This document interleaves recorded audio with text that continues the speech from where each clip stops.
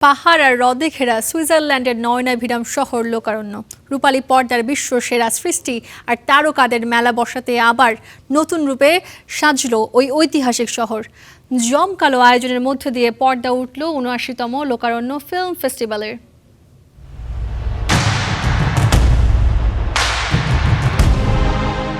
পাহাড়, হ্রদ আর সিনেমার অনন্য মেলবন্ধনে শুরু হলো বিশ্বের অন্যতম মর্যাদাপূর্ণ চলচ্চিত্র উৎসব লোকার্ণ ফিল্ম ফেস্টিভ্যাল। এবার বিশ্বের ৬৯টি দেশ থেকে রেকর্ড ৭৭৫৯টি সিনেমা জমা পড়ে।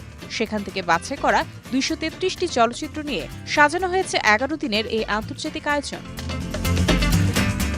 উৎসবে প্রথম রাতের পুরো আলো কেড়ে নেন আন্তর্জাতিক খ্যাতিসম্পন্ন অভিনেত্রী ইজাবেলা রসেলিনি।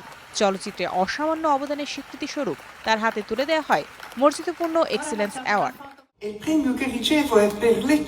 এই মঞ্চ আমার পরিবারের স্মৃতিতে উজ্জ্বল।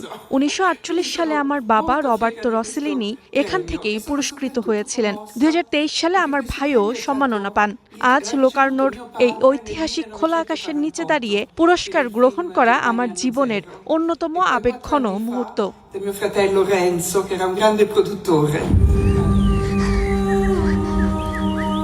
উদ্বোধনী সন্ধ্যায় প্রদর্শিত হয় ফরাসি, বেলজিয়ান, সুইডিশ যৌথ প্রযোজনার চলচ্চিত্র দ্য গ্রিন আইস।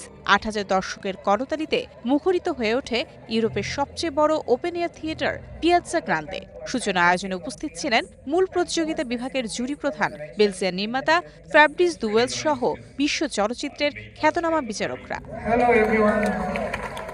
উদ্বোধনী দিনের চমক তো কেবল সূচনা। আগামী দিনগুলোতে লোকার্নোর আকাশ জমকালো করবে আরও এক ঝাঁক হেভিওয়েট নাম। মূল প্রতিযোগিতায় প্রদর্শিত হবে দক্ষিণ কোরিয়ান মাস্টার মেকার হং স্যাং-সুর নতুন চলচ্চিত্র। পাশাপাশি রেড কার্পেটে হাজির হবেন অস্কার মনোনীত ডিরেক্টর ড্যারেন অ্যারোনোফস্কি, জো সালদানা, অলিভিয়া ওয়াইল্ড ও মনিকা বেলুচ্চির মতো তারকারা। আগামী ১৫ আগস্ট বিভিন্ন বিভাগে বিজয়ীদের হাতে কাঙ্ক্ষিত গোল্ডেন লিওপার্ড তুলে দেওয়ার মধ্য দিয়ে পর্দা নামবে বিশ্ব চলচ্চিত্রের এই মর্যাদাপূর্ণ আসরে। Mario Sen, star entertainment.